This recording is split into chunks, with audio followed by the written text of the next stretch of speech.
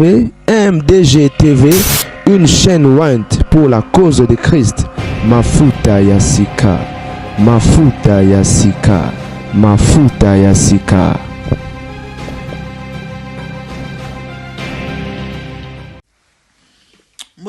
Certainement vous allez très bien. Eh bandeko. Ah Congo mboko. Quand on a eu sur bino to la la te mikolo mibale misatu to pema buzo bezanga rate. Makambo ezanga rate to kotimbu la sika. Tala désordre na embouteillage. Ba lobby na butu ba songi songi baso komela nga ba msu inbox ba msu ba commentaire. Mama yo ma bozo le kozo yo bate. Oza oza au courant ba mutakalize Jael Show ba Congolais bon ce que so ba mutakalize Jael Show yanga nini donc mutakalisation nyonso il faut ngala za au courant naza au courant et puis na oso ba matière donc na comme on est grossiste mitakala nga grossiste mitakala et puis na yote que les bino ba détaillant c'est ça bandeko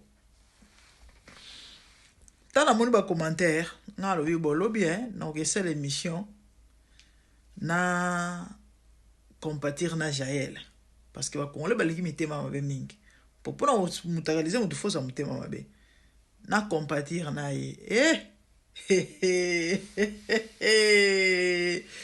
mutakale bimiga lobby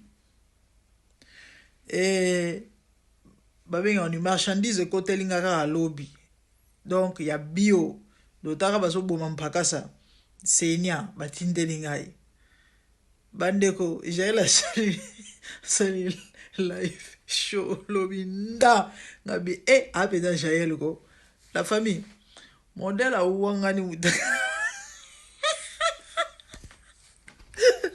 na mituni ba kongole baloba misu makasi ndogide mais Jael wana ndoki pete me wana ekoza nganga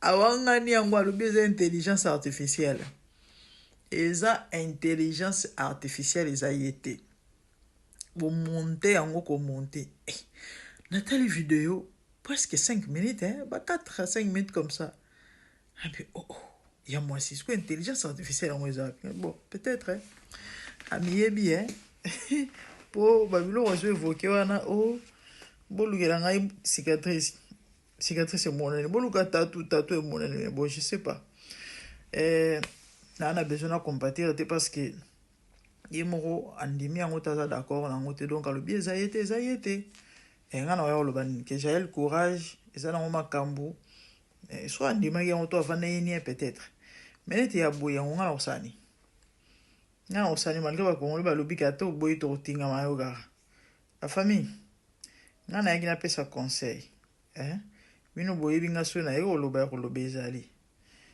dommage que ba to comprendre nga ndete musu so la niga introduction na bimia ke abika ke non nga na osepela na mutakala non pire conseil surtout na bato ba s'afficher na ba réseau bato ba bordir bato boloba ba vérité ya kafu bato des fois bopesa bato kanda bato musu ba osepela na mbo sa ba musu ba osepela te parce que peut-être ezokutana na buzo bato pena mabena ye bato neti ba biso mais kana pesa conseil ndeko mwasi ndoko mobali moni nde bato balanda ko wana moni nde bato batala ko wana ena ba musu bazelaka shit na yo bazelaka mukolo yo kokoya nde bato balaka nga na ba commentaire na mona bango nde bato balukaka ngai na yebi ya omona ebisa bande obolanda nga pe bolinga nga bosambela mingi pona ngai ba cloque en jambe ba mitambu ba machin ba nini pona mutakala karate ba kotielo piège na makambo belé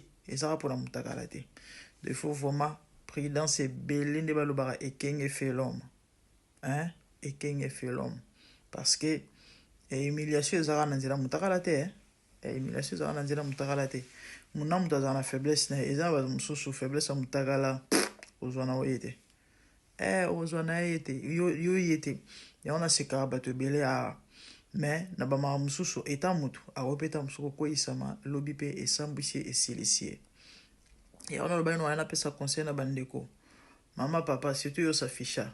Bato bayebi bamonaka yo. Surtout bato nzambe. Bato nzambe. Ba envoyé bayaka trop ya diable. Ba otindelo un homme, ba otindelo une femme. Mingi bana basi surtout ceux qui yo za mobali. Ba oya ba luka yo ba problème, ba luka luki makango, ba piéger na nzela ya mbongo. Tout ça ezaka mutaka la te mes frères et sœurs. Ezaka mutaka la te le ba passer rebelle ba sel nzambe belle réputation na bango. Et ça sali likolo kaka ya ba mamonete ya bambongo. Pendant que je vous parle là, il y a un pasteur na bona ngai sous koma keote tala za ko bundisa ba sel nzambe. Et là musel nzambe mo reconnu a yebani na Kinshasa. Un jeune serviteur là. A utaratanga. Bat ba ebi azamo mukuse boy.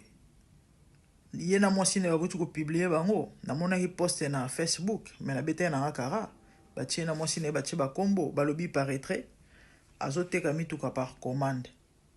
Ozala besoin car osali commande ba on bazo kuta so bi Dubai ba otindisa mituka soki na ba Dubai bato ba sali ba commande ba mbongo ba juju mais bato bazo ba biloko na bango te. Yebie na mwasi na ye bazo escroquer bato do ba afficher ba on comme ba escroc. Bazako escroquer bato. En église monnaie na Kinshasa. Bato bele ba yebie. Par exemple, ici sa crédibilité. Sikoyo muto ba escroquer mutuka tombongo to wayo kisango awaya osambela na église wana te awozana courage lobeke lukanzambe te babiloko wana nyonso yango na lobaki no ya pesa conseil bino boko sela nzambe yo oyo ata pona kosela nzambe te ozata musupe na réseau pesa ba conseil to sala musala na yo moko oyo nzamba pambolio ozo progresser zo simba parce que tu es bien en communauté motema mabeza makasi quand tu fais quelque chose oyo ezo réussir ezana bato ba sepela raté. Et souci na bango eza oshite pour ça na bango eza obambana pour ça na bango eza lisango no tambola mabe pour ça na bango eza crédibilité na yo esila pour na nini po bango baseka yo to pe basepela. Hier je parle avec un homme de Dieu na ebiete akomela ngai na TikTok sali mama naza na posa na sola na yo par respect na na PC numéro Aïpsi une grande dame, merci nzamba pambola yo, na ndima yete koza si facile to pe simple na ko accepter invitation, message machin. Et na profiter en passant sur mon outil un message. Na répondre au TC na monate. OK? Ouais, je suis là pour vous, je suis là pour vous servir. Nazali servante na bino. Voilà, la Bible zoloba o alinga za la grand, za la serviteur ya ba misusu. Moi la grandeur et on a mi benga ki grande dame on a pour bato ba baraté, c'est pas par rapport à la grandeur ya ba africain, to ya ba congolais que naza mutu munene naza mutu mbongo non, c'est par rapport au service. Les faits qui serviable pour nanga c'est ezali ezako de la monene yango na bengaka grande dame. Au fait c'est ça. Na pesibino révélation ya kombo na ngai pour na bato boye baraté bato pas quand ça no grande dame wana eza parce que na millionnaire parce que non na mutu simple lokola yo. Alors alobi nanga boye et j'ai vu une vision ngome comme eza so ebelete na katongo na mpuse mbangu. Alobi na moni vision na mona yule kolangomba ya molai mais bizarrement na j'ai vu des gens revêtis en cagoule balati noir et belle basimbexo ba mikonga soki na ebité so biloko nini ba ozelela yo. Alobi ya malamu eza que j'ai vu des anges tout autour de toi. Je ne comprenais pas la vision jusqu'à ce que nous ayons que non moni tala batouana baluka ba humilier. Le bana sala très attention sur comme meko kota na distraction ba ko humilier. Deuxième partie la vision bon kuna na besoin et puis non monter parce que ça m'a ngai. Alors c'est ça. Na kana lo bana mutu moko ezana batu ba ozela ba humilier yo. Et na batu ba ozela ba humilier de zo ba précaution. C'est ça. Na ki j'allais zo lo ba kalobi. Atabo sali bongo présentation dans les au sale malio donc notre sœur aza mobile nae bali baba lae e batamite ma bebe ressemble ça babi misi mutaka na libanda skobo e bisangai mobile wana bisika zali et a toujours motivé to belle famille wana les cœurs de l'homme la famille protégez-vous gardez-vous malgré ne quoi pe ka misu makasi nzambe vraiment sunga ya bundela e alonga bitumba ona misu makasi azo sala ya Jaël.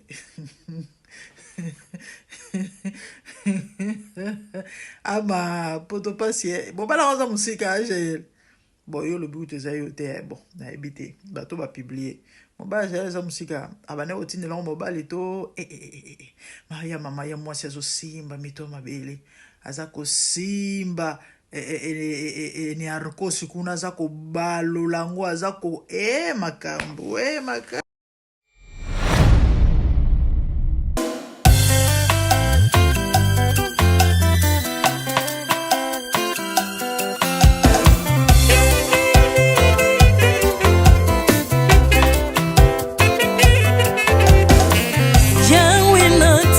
Mokili yo na monite natangi na histoire ya monde na monite na luki na yemba pete toze pour passer Seigneur, je n'ai pas pris non plus entendu parler oui akoka la yo Yesu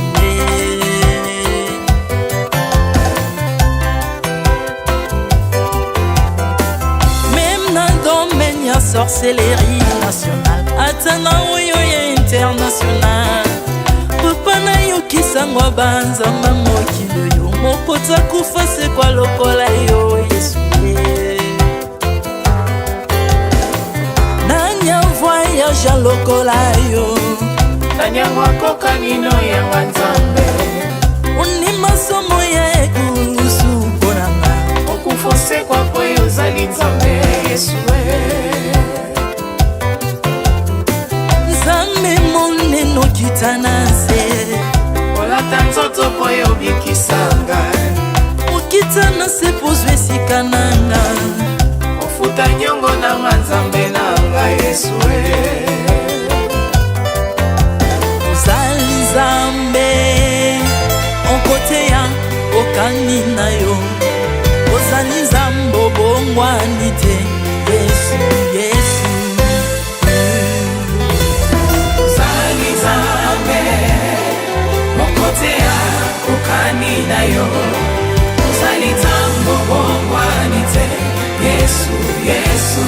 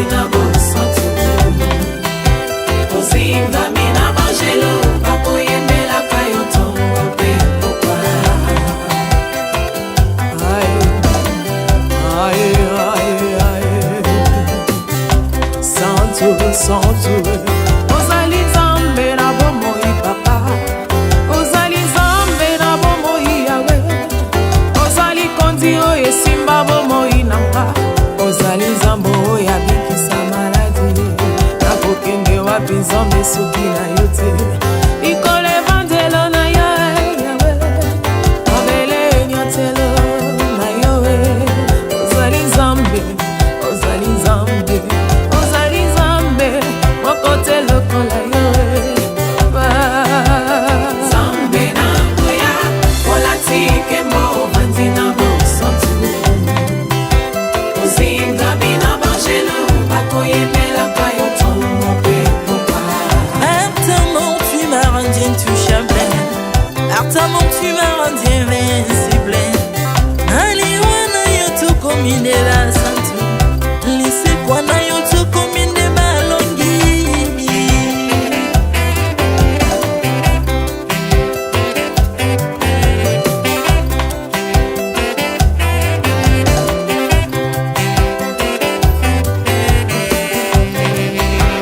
nzambe na ngoya olatike mo bandi na bosantu ozinga bina bangelo bakoyemelaka yo ntongo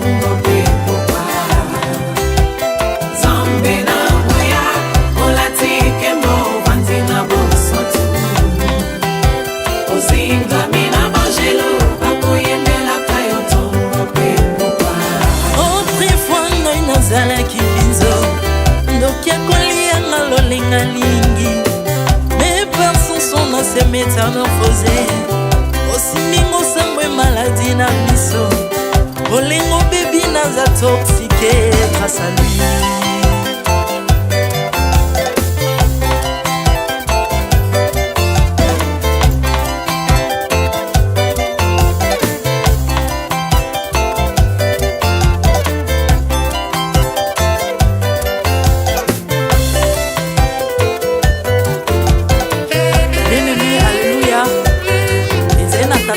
azalaki nzambe ntango akufi badeptine balobi keno akosekwa konzamba bakristo basekwa alors po bafasilite lisekwa na ye bakunda ye motu libanda po ntango akolamuka abimaki lingala moko me comme nzambe na biso alinga kokambola gloire na moto te lobi nango na ntongo baya kokuta bangulu basepelisa motu ya nzambe na bango yango bien aimé bato wana bakoma oyo biso toliaka ngulu te po milimo mabe ekotaka na ngulu so bino boliaka ngulu te po milimo mabe ekota na ngulu bomelaka mai te po milimo mabe ekotaka na mai yango tokumisa nzambe po akufa asekwa avandi na loboko ya tata mpona kointersede mpo na nga na yo jésus